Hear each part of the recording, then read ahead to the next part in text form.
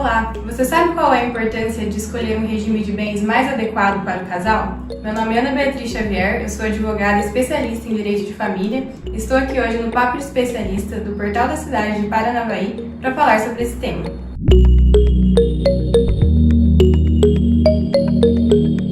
Nós sabemos que quando nós nos casamos, a ideia é que o casamento dure para sempre. Porém, infelizmente, não é sempre que isso acontece. Então, é importante que você tenha noção de quais serão as consequências patrimoniais do regime de bens escolhido. Atualmente, existem 4 regimes de bens no Brasil, que são eles: a comunhão parcial de bens, a comunhão universal de bens, a separação total de bens e o regime de participação final nos aquestos. Com relação ao regime de comunhão parcial, comunicam-se apenas os bens que foram adquiridos depois do casamento, a título oneroso, ou seja, os bens que foram comprados depois que você se casou vão ser divididos entre você e o seu cônjuge.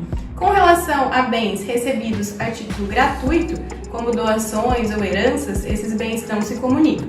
No regime de comunhão universal de bens, tanto os bens adquiridos antes como os bens adquiridos depois do casamento são divididos entre os cônjuges e passam a fazer parte do patrimônio comum do casal. Já na separação total de bens, cada cônjuge permanece com seus bens particulares. Então, se houver divórcio, eventualmente, todos os bens continuam no patrimônio de cada um, não existindo nenhum tipo de comunicação em regra. Por fim, com relação ao regime de participação final nos aquestos, durante a constância do casamento, há uma separação de bens, ou seja, cada cônjuge permanece com seus bens de forma individual. Porém, se houver divórcio, haverá necessidade de divisão apenas com relação aos bens que foram adquiridos após o casamento. Trata-se na prática de um regime pouco utilizado, justamente por conta dessa maior complexidade e por não trazer grandes vantagens aos noivos, sendo aplicado apenas em casos muito específicos.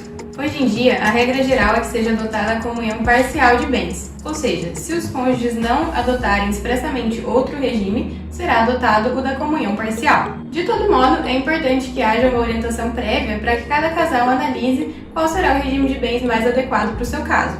Essas são as regras gerais aplicadas aos regimes de bens. Claro, existem exceções que devem ser analisadas caso a caso, de modo que, caso surja alguma eventual dúvida, estamos sempre à disposição. E este foi o tema de hoje do Papo de Especialista do Portal da Cidade de Paranavaí. Obrigada!